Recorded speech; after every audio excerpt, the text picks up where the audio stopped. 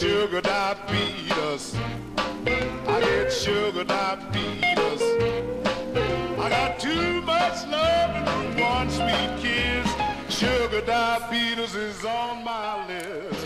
Last night when... Bonjour Christelle et bienvenue Bonjour à bord. Laurent. C'est aujourd'hui la journée internationale contre le diabète, l'occasion pour nous de faire un point. Alors non seulement sur nos connaissances, mais aussi sur nos lacunes.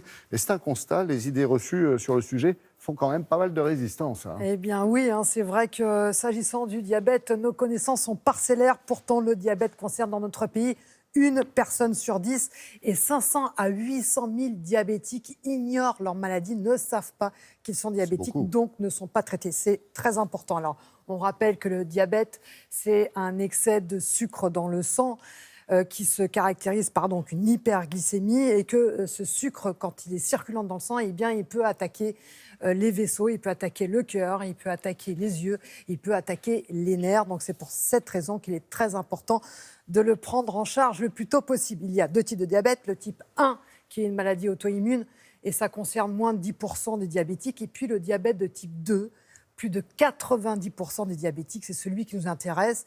Alors c'est celui qui est lié à l'âge, c'est celui qui est lié à nos facteurs génétiques, mais aussi à notre hygiène de vie. On parle d'alimentation, on parle de sommeil et surtout on parle de sédentarité. Alors justement, le sucre, c'est la première idée reçue. On dit qu'il est responsable du diabète.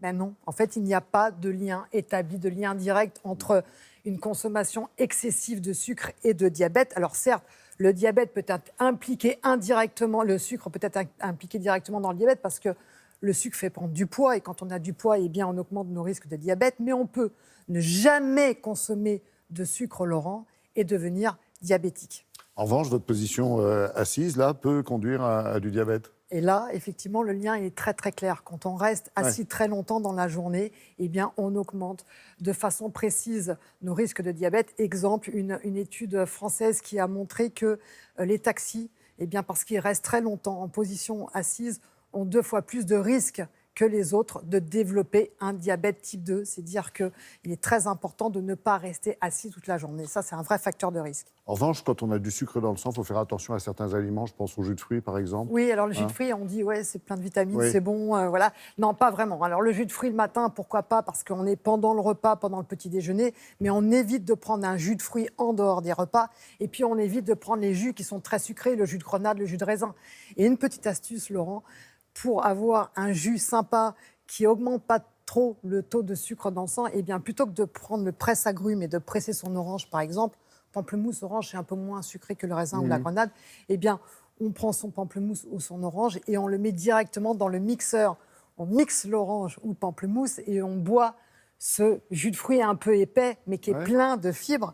Du coup, on se fait plaisir et puis on n'a pas une augmentation du taux de sucre dans le sang aussi rapide. Ça me fait penser que j'ai entendu parler de la cannelle. C'est bon ou c'est pas bon? Cannelle, on appelle ça l'insuline du pauvre. Oui. Pourquoi? Parce qu'effectivement, la cannelle a cette réputation, et ça a été montré par plusieurs travaux, de faire baisser le taux de sucre dans le sang. En fait, comment?